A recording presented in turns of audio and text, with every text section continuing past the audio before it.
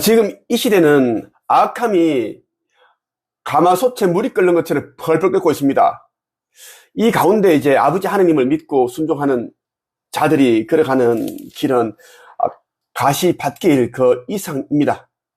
아버지 하느님을 믿고 따르는 자와 아버지 하느님을 외면하고 거부하고 욕하고 그리고 따르지 않는 자, 그 두 부류로 딱 지금 구분 지어지고 있습니다. 빛과 어둠이에요.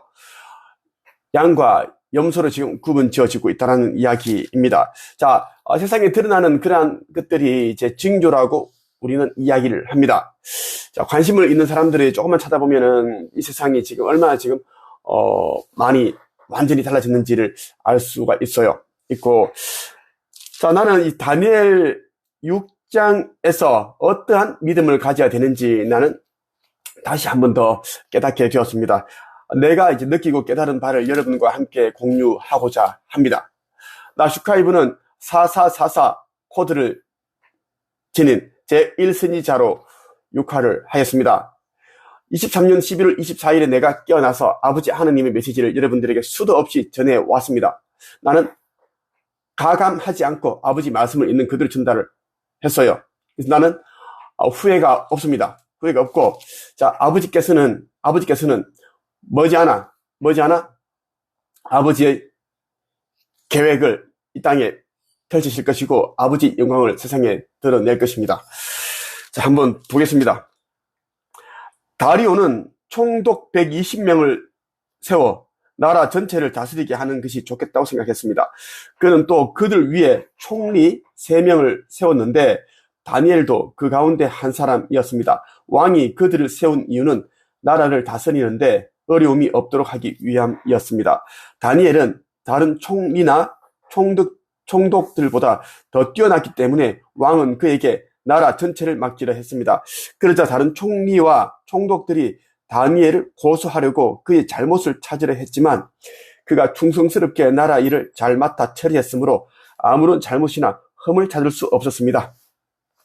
그러자 그들이 말했습니다. 다니엘은 하느님의 율법에 관한 것이 아니면 흠을 찾을 방법이 없겠소. 그래서 총리와 총독들이 모여 왕에게 가서 말했습니다. 다리오 왕이시여, 만수무강하십시오. 우리 총리들과 수령들과 총독들과 보좌관들과 지휘관들이 의논한 것이 있습니다. 우리는 왕이 한 가지 법을 세웠어야 한다고 생각합니다. 그것은 바로 앞으로 30일 동안 왕 이외에 다른 신이나 다른 사람에게 기도를 하는 자가 있으면 누구든지 사자굴에 넣어야 한다는 것입니다. 왕이시여, 이 법을 세우십시오. 메대와 페르시아의 법은 예로부터 고치지 못하는 것이었으니 이 법에도 도장을 찍어 고치지 못하게 하십시오. 다리오 왕은 법을 세우고 거기에 도장을 찍었습니다. 다니엘은 왕이 새 법에 도장을 찍은 것을 알면서도 자기 집 다락방으로 올라가 늘 하던 것처럼 하루에 3번씩 무릎을 꿇고 하느님께 기도하며 감사를 드렸습니다. 그 방 창문은 예루살렘 쪽을 향해 열려 있었습니다. 그 사람들이 무리를 지어 가다가 다니엘이 하느님께 간절히 기도드리는 것을 보았습니다. 그들은 왕에게 가서 왕이 세운 법에 대해 말했습니다. 왕이시여, 왕은 앞으로 30일 동안 왕 외에 다른 신이나 다른 사람에게 기도를 하면 누구든지 사자굴에 넣는다는 법을 세우시고 거기에 도장을 찍지 않으셨습니까? 왕이 대답했습니다. 그렇다. 내가 그 법을 세웠다. 또한 메대와 페르시아의 법은 고칠 수 없다. 그 사람들이 왕에게 말했습니다. 유다에서 잡혀온 사람 중 다니엘이 왕께서 도장을 찍으신 법을 무시하고 아직도 날마다 하루에 3번씩 자기 하나님께 기도하고 있습니다. 왕은 그 말을 듣고 매우 괴로워했습니다. 왕은 다니엘을 구하고 싶어서 해가 질 때까지 그를 구할 방법을 찾으려 애썼습니다. 그 사람들이 무리를 지어 왕에게 가서 말했습니다. 왕이시여, 메대와 페르시아의 법은 왕이 한 번 법이나 명령을 내리고 나서는 그것을 다시 고칠 수 없다는 것을 기억하십시오. 그래서 다리오 왕은 명령을 내려 다니엘을 붙잡아 사자굴에 넣게 했습니다. 왕이 다니엘에게 말했습니다. 내가 늘 섬기던 너의 하느님이 너를 구해 주실 것이다. 사람들이 큰 돌 하나를 굴려와서 사자굴 입구를 막았습니다. 그러자 왕이 도장으로 사용하는 반지와 신하들이 도장으로 바위 위에 찍었습니다. 아무도 그 바위를 옮겨 다니엘을 꺼내지 못하게 하기 위한 것이었습니다. 그런 뒤에 다리오 왕은 왕궁으로 돌아갔습니다. 그날 밤 왕은 아무것도 먹지 않았으며 오락도 금지시켰습니다. 왕은 잠도 자지 못했습니다. 이튿날 아침 다리오 왕은 새벽에 일어나 급히 사자굴로 가보았습니다. 왕은 굴에 가까이 이르러 걱정하는 목소리로 다니엘을 불렀습니다. 살아계신 하느님의 종 다니엘아, 내가 널 섬기는 하느님이 너를 사자들로부터 구해주셨느냐? 내가 마음이 울컥합니다. 감동이입이 되네요. 다니엘이 대답했습니다. 왕이시여 만수무강하십시오. 나의 하느님께서 천사들을 보내셔서 사자들의 입을 막으셨습니다. 하느님께서는 내가 죄가 없다는 것을 아시기 때문에 사자들이 나를 해치지 못하게 하셨습니다. 왕이시여 나는 왕에게 잘못한 일이 없습니다.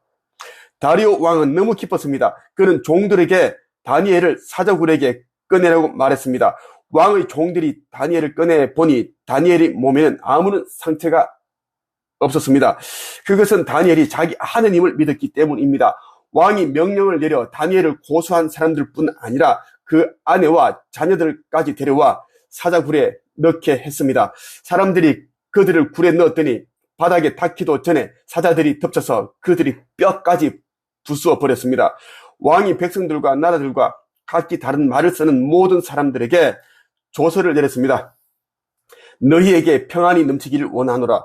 내가 새 법을 세운다. 내 나라에서 사는 백성은 모두 다니엘의 하느님을 두렵고 떨림으로 섬겨야 한다. 다니엘의 하느님은 살아계신 하느님이시며 영원히 사시는 분이시다. 그의 나라는 결코 망하지 않으며 그의 다스리심은 영원할 것이다. 하느님은 백성을 건져내기도 하시고 구원하시기도 하신다. 하늘과 땅에서 놀라운 기적을 일으키신다. 하느님께서 다니엘을 사자들의 입에서 구해주셨다. 다니엘은 다리오 왕과 페르시아 사람 고레스 왕이 다스리는 동안 평안히 살았습니다. 여러분 어떻게 들으셨습니까? 다니엘은 다른 총리나 총독들보다 그 어떤 보좌관들보다 지휘관들보다 더 총명하고 지혜로웠습니다. 그렇다 보니 이제 이 사람은 많은 미움과 시기 질투를 받게 됩니다. 왕이 다니엘을 너무나 이제 좋아하고 믿고 따르기 때문에 이 나라 전체를 다스릴 수 있는 권한을 주려고 하죠.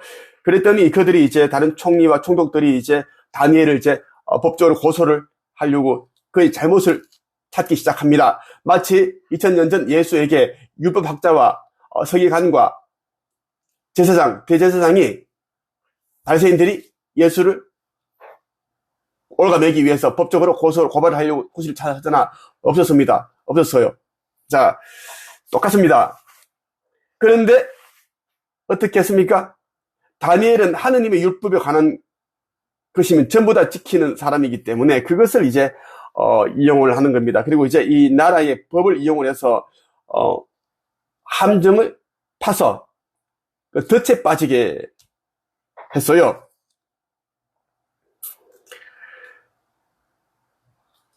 (30일) 동안 왕 이외에 다른 신이나 다른 사람이 기도를 하는 자가 있으면 누구든지 사자굴에 넣어야 한다라는 법을 세우게 했습니다. 왕도 그렇게 했습니다. 했고, 이 메데오 페르시아의 법은 한번 정해지면 고쳐지지 않는다라는 것, 30일이 끝날 때까지는 아무도 그 손댈 수 없다라는 것입니다. 이 다리오 왕도 이들이 얼마나 나쁜 악함을 가지고 그렇게 이제 이 다니엘을 죽이려고 하는지 알았지만, 하지만 그들의 그러한 것을 막을 구실이 없었습니다. 명분이 없었습니다. 그래서 그렇게 하라고 했어요. 그럼 다니엘은 어떻게 했습니까? 왕이 새 법의 도장을 찍고서 공표를 했지만 자기 집 다락방에서 늘 하던 대로 올라가 늘 하던 것처럼 하루에 3번씩 무릎을 꿇고 하느님께 기도를 하였습니다. 자, 그러한 모습이 이제 악한 자들이 다 보게 됩니다. 그렇게 해서 왕께 다시 한 번 더 고발해서 이야기를 해서 사자굴에 집어넣게 하였습니다. 왕이 다니엘을 얼마나 사랑했습니까? 밥도 먹지 못하고 오락도 금지했습니다. 슬픔이 빠져 있었습니다. 울었다는 이야기예요. 너무 슬퍼서 건져줄 수가 없으니까요. 왕으로서 막 할 수 있는 건 아니잖아요. 법을 세우면은 고칠 수가 없는 법이니까 그렇게 했고, 다음날 아침 되니까, 다음날 새벽 되니까 이제 바로 이제 다니엘이 있는 사자굴로 가보았습니다. 너무나 이제 떨리는 마음으로, 불안한 마음으로 다니엘 불렀습니다. 다니엘이 뭐라 그랬습니까? 왕이시여 만수무강하십시오 라고 하니까 왕이 눈물이 왈칵 쏟아지는 거예요. 아, 내가 사랑하는 다니엘아 살아있구나. 너의 하느님 여호와께서는 정말 위대하신 분이시구나 라고 얘기를 하는 거예요. 정말 나는 감동이입이 됐습니다. 이것을 아버지께서 내게 읽어보라고 하신 거예요. 슈카이브야, 다니엘 6장을 읽어라. 내가 너에게 주는 메시지다 라는 것, 그것입니다. 그 이상은 말씀드리지 않겠습니다. 여러분들이 알아서 해석을 하길 바라요. 지금 믿는 사람들은 힘들죠. 믿는 자들의 현실은 사자굴에 던져진 다니엘과 같습니다. 하지만 아버지 하나님께서는 그들이 믿음을 보시고 마음의 중심 아버지 하나님께서 계시기 때문에 지켜주신다는 걸 여러분들 반드시 여러분들이 기억을 하고 담대하게 가기를 바랍니다. 이래나 저래나 지금 많은 사람들이 지금 육신을 받고 있습니다. 육신을 받고 있어요. 학생들은 학업 때문에 극단적 선택을 하고, 어른들은 또 고민 때문에 죽고 나가고, 병으로 죽고, 사고로 죽고, 못 떨어져 죽고, 불나서 죽고, 불타 죽고, 많은 일들이 있어요.